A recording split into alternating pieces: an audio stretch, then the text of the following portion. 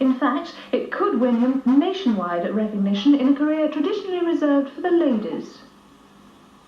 Jason Darks is a young man who at just 24 has already been so successful in his career he's in line to win a national award. At his office in the centre of Luton, he's taught himself a new profession and is now a skilled secretary. He's proficient at speed writing, can type at 50 words a minute, and is thoroughly trained in all types of office administration. Find out which dates have been allocated at the Luton office. Same thing actually would apply to Brands Hatch, because I believe... Ever since he took a temporary job as a secretary 2.5 years ago, he's been in constant demand, working for major companies such as Whitbread, British Home Stores and Dairy Crest.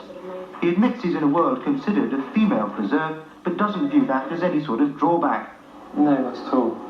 I mean, females do jobs that men are supposed to do, mechanics, engineers, so I don't see why men shouldn't do female work.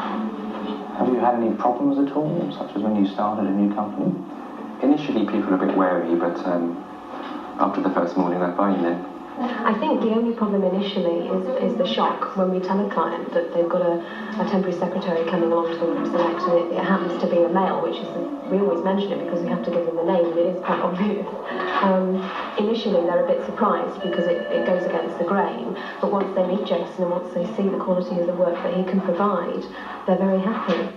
Jason is also happy, but despite an obvious aptitude for the job, says he's unlikely to remain a secretary permanently.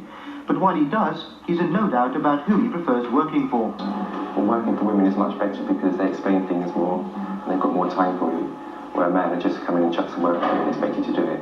He'll have to wait until November to see if he's rated by his company's select appointments as their most valuable temp this year. Until then, he says he'll continue to keep the office running smoothly. A talented young man. Now here's another not untalented gentleman.